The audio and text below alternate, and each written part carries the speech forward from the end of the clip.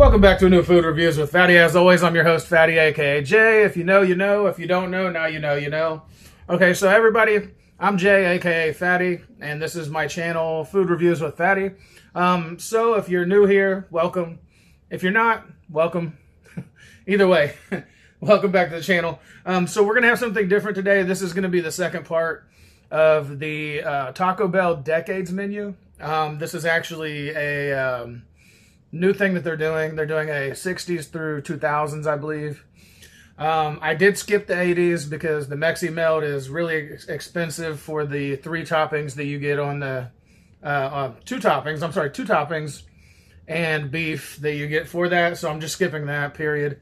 But we are going to do the 60s, 70s, 90s this week. And then when the 2000s item comes out, we're going to do the 2000s item as well. If you haven't watched the last video, if you watched the last video, you'd already know that that's what I'm basically doing. If you haven't, that's where we're at with it, just as a recap. So today we're doing the 70s menu item for the Decades menu. And basically what this is going to be the green burrito. So the green burrito is basically a burrito that came from the 70s. This is something they created in the 70s. It's got beef, cheese. I'm going to say beef, cheese, lettuce, and, beef, beans, cheese, and a green sauce, which I guess green sauce is something that they come up with back in the day. And I guess it's a returning item to Taco Bell currently. I don't know how long this is going to last. This could be a limited time thing, but we do have that going on. If you can see, this is the burrito. Now, the burrito runs, I think it was like $2.99 after tax or something like that. It was like $2.90, less than $3. So that was pretty good. I think it was $2.69 plus tax. Like I said, this burrito has the green sauce in it, which I suppose is something from the 70s that they just brought back. That'd be my suggestion. I'm not really sure though, so please forgive me. I'm just kind of going with the flow because I do know the 90s items, but I wasn't around in the 70s, unfortunately, so I have no idea about this. But this does sound like something interesting, especially if the green sauce is like a good green sauce, like a picante. I'm kind of hoping it's not a hot sauce, but it might be hot. I don't know. So this green sauce is something that's going to be really surprising in a lot of facets. So we're going to go ahead and do a review of this. Like I said, this is basically just they call it the green burrito. As far as I could see on the app, it didn't look like it had any other name other than just the green burrito.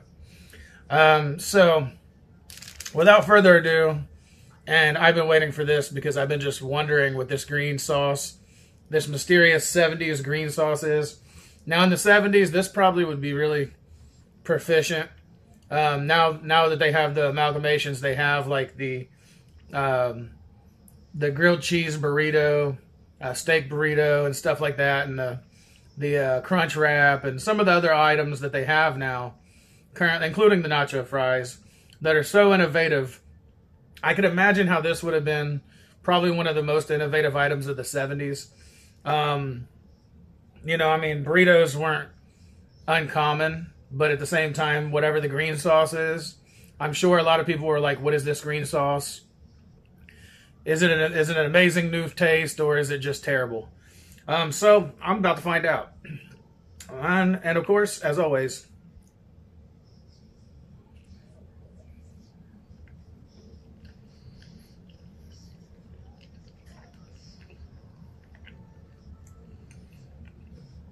okay, so my first bite wasn't super great. I kind of just got a bite of beef and beans.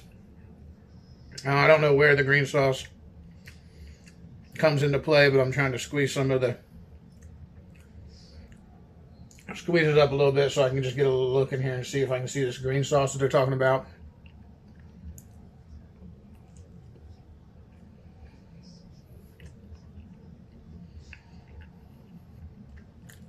If you see it there, it's kind of hard to see, but there's actually a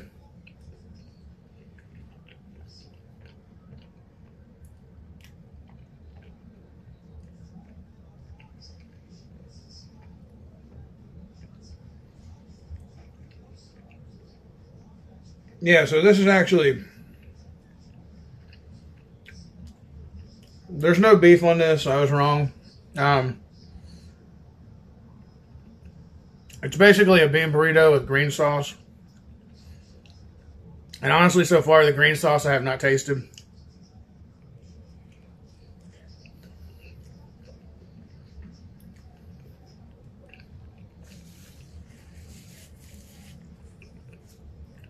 I mean, everything else was pretty precise, though. Oh, there's the green sauce. Hey. It took me half a burrito, but I think I found the green sauce. Let's dip in and see what it's all about. You can actually see it right there. It doesn't look green on the camera because of the light. But it is like a green color that's right here in this little area of cheese and stuff, so...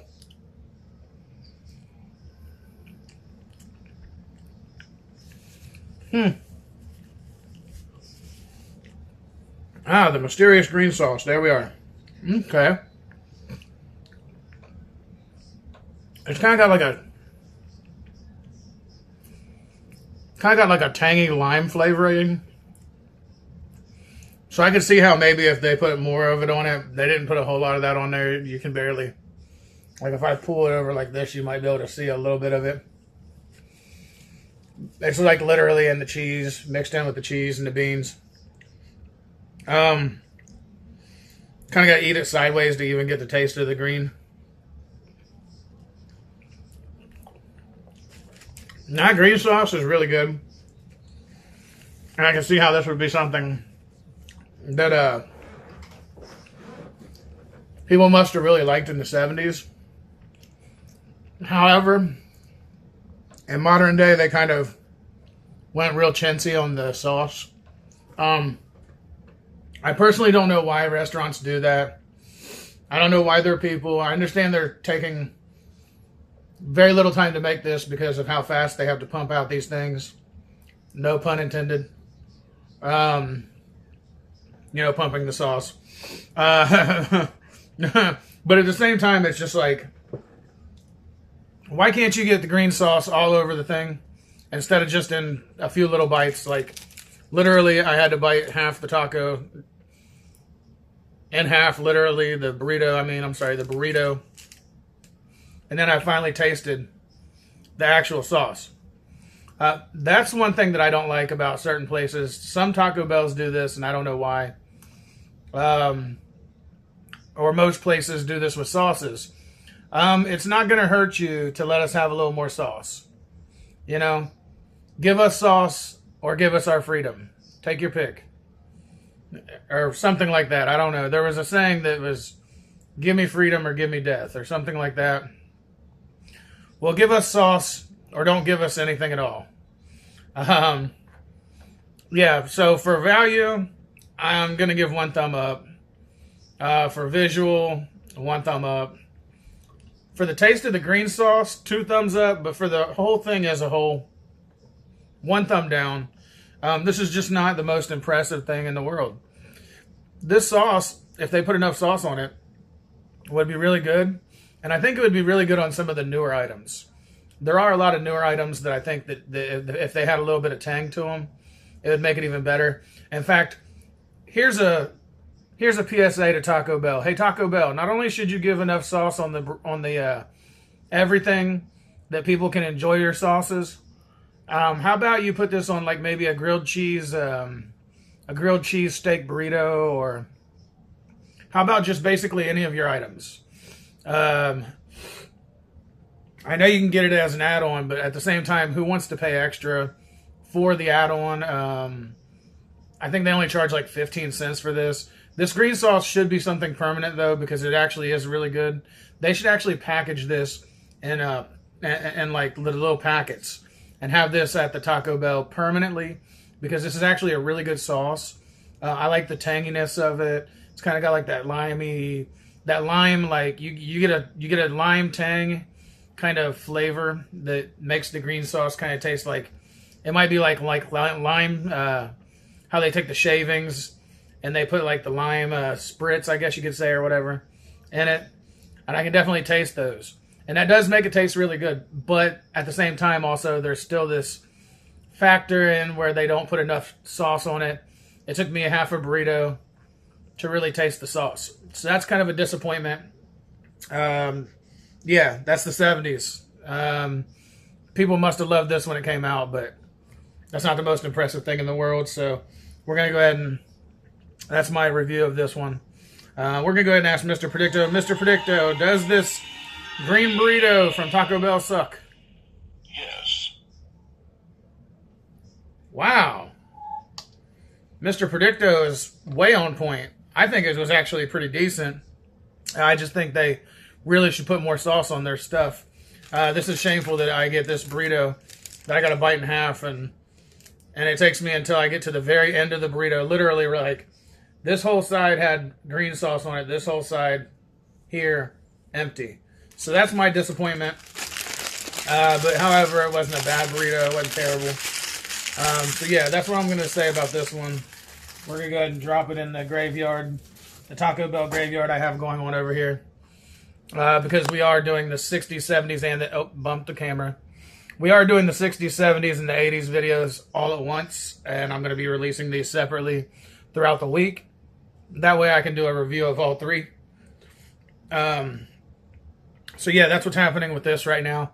We're going to go ahead and call it a day for this one because I'm trying to wrap up these videos fairly fast. I don't like to eat cold food, and nor does anybody else. I'm trying to make it through these as fast as possible, so that way we have reviews of all three items, and I can give you the honest reviews for all three items that are currently from these decades, the ones that I can handle anyway. Sorry, Mexi Melt, you just didn't make the cut, buddy. Although I do love the 80s and the music and the styles, the Mexi Melt was not Taco Bell's most creative item, clearly. It was just a terrible idea in general. A soft taco with meat, cheese, and pico. Sorry, guys. That's just not a winner to me. I just can't do a review on that because, and like I said, the 80s was my favorite period of time in life. I grew up in the 80s, and I think there was a beautiful time there where things were a lot different than they are now. And just to make it to the point where I'm at now, I do believe that was actually like a great time. But what I don't believe is I don't believe that Taco Bell honestly was really trying when they come up with the Mexi Melt at all. And so yeah, that's pretty much where I'm at with it in this general case. So I'm going to go ahead and call it a day. I want to say thank you for all the people that are watching. Please do like, subscribe, and ring the bell. Also, please leave any comments in the comments section for anything you'd like to see me review. YouTube is now making me open up the comments section rather than being able to just have you add comments. I don't know why they did this on-off button thing. It's kind of goofy. By the way, YouTube, that's a goofy move. Of course, we want comments. You're trying to make your algorithm work for everybody else and making people do more work for the money that you're barely giving anybody, no matter how many views they get, unless they pay YouTube and Google ads. I know what it is. Everybody that's on YouTube that's doing this, they're doing their research, guys. And we all know what you're doing. You're trying to make as much money as you can off of the YouTubers. You don't want to see us succeed.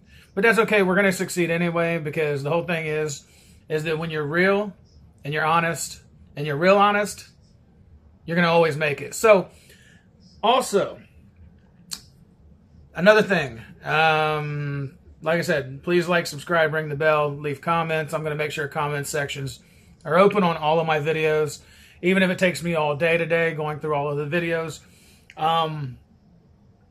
The other thing I wanted to cover the basis on, if there are any food companies or there are any other companies that would like for me to do honest reviews on your products and also advertise on the channel, I am willing to read scripts.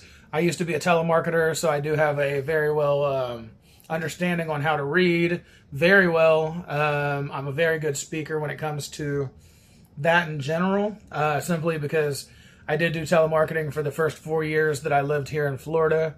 From 2010 to 2014, I did telemarketing in between those times also as well. So I am a very good reader.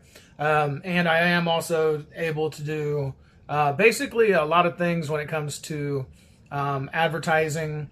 I do have a lot of different social media channels.